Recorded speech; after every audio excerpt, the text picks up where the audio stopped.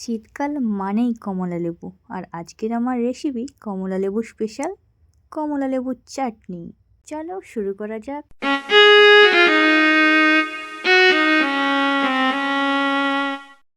শীতকাল মানেই সব ফল দোকানে কমলা লেবু পাওয়া যায়, আর আজকে আমি করব কমলা লেবুর চাটনি। তো এখানে আমি কমলা লেবু দুটো নিয়েছি। এখন আমি এই কমলা লেবুর খোসাগুলোকে ছাড়িয়ে নিচ্ছি। খোসাগুলো ছাড়িয়ে নেওয়ার পর এই কমলা লেবুর গায়ে যে জাল জাল টাইপের সাদা সাদা দেখতে পাচ্ছ, এগুলোকে ভালো করে পরিষ্কার করে নেব। দেন কমলা লেবুর যে বীজগুলো আছে সেগুলোকে সব ছাড়িয়ে নেব। তো চলো একে একে সবগুলো করে নিই। প্রথমে আমি খোসাগুলো ছাড়িয়ে নিয়েছি। এখন আমি এই যে জালির মতো দেখতে পাচ্ছ, এগুলোকে একটু হাত দিয়ে এরকম টানলেই উঠে যাবে। খুব ভালোভাবে এটাকে তুলে নিতে হবে। তো পরের স্টেপ এর বীজগুলোকে আলাদা করা। তো সব দুটো কমলা লেবুই আমি করে নিয়েছি খোসা থেকে মুক্ত, আর এই সাদা জালির মতো অংশগুলোও করে নিয়েছি মুক্ত। এখন এই বীজগুলোকেও আমি এবার বের করে নেব। একটু হাত দিয়ে চাপলেই কমলা লেবুর এই যে মাঝের দিকের অংশটাতে যেখানটাতে বীজটা থাকে, ওইখানে একটু হাত দিয়ে চাপলেই বীজটা টুকুস করে বেরিয়ে আসবে। ওই দেখো বেরিয়ে এসেছে।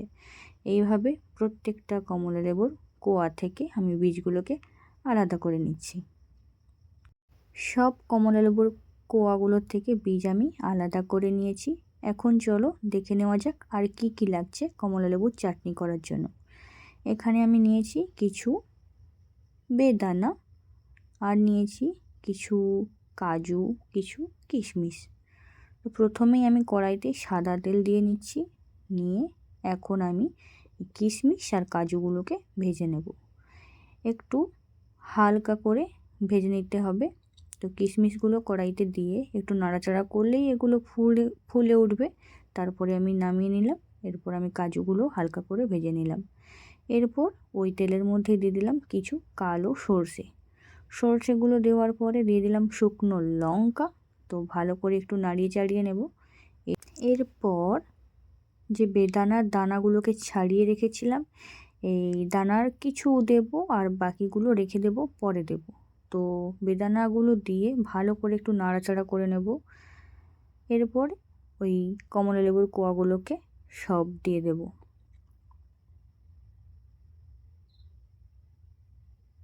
এরপরে আবারও একটু নেড়ে চেড়ে নেব।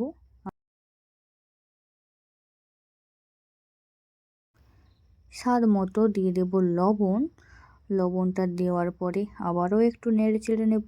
এখানে কমলা লেবুগুলো দেখো একদম নরম হয়ে গেছে। এরপরে এর মধ্যে আমি দেব ওই ভেজে রাখা কাজু আর কিশমিশগুলো। তো কাজু আর কিশমিশগুলো দেওয়ার পরে আর একটু ভালো করে নাড়াচাড়া করে নেব। আর তারপরে আবারও এর মধ্যে দিয়ে দেবো ওই যে আগে যে বেদানাগুলো রেখেছিলাম সেগুলো। দেওয়ার পরে আমি ভালো করে আবারও নেড়ে চেড়ে নিচ্ছি। এই পর্যায়ে আমি এর মধ্যে দিয়ে দিচ্ছি পরিমাণ মতো চিনি। যে যেরকম মিষ্টি খাও সেভাবে দেবে।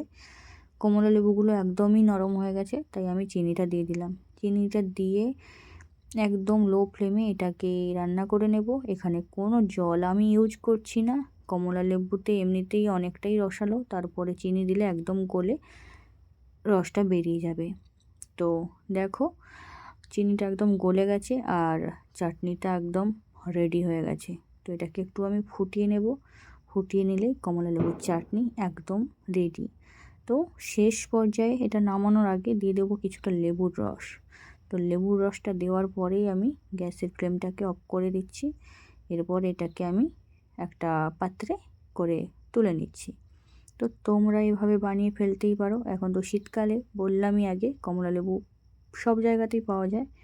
তো এভাবে বানিয়ে কমলা লেবুর চাটনি বানিয়ে অবশ্যই খেও। আর যদি ভিডিওটা ভালো লাগে অবশ্যই একটা লাইক করো, কমেন্টস করো, শেয়ার করো চাইলে। আর যদি আমার চ্যানেলে নতুন হও চ্যানেলটাকে সাবস্ক্রাইব করে দিও। আমি পাত্রে ঢেলে নেওয়ার পর ওপর থেকে আরও কিছুটা বেদানার দানা দিয়ে দিলাম, যাতে এটা দেখতে সুন্দর লাগে। আর হ্যাঁ, এটা কিন্তু খেতেও অনেক সুন্দর। তো আজকের রেসিপি এতটাই। সবাই ভালো থেকো, সুস্থ থেকো। দেখা হচ্ছে নেক্সট কোনো ভিডিওতে। ততক্ষণের জন্য টাটা।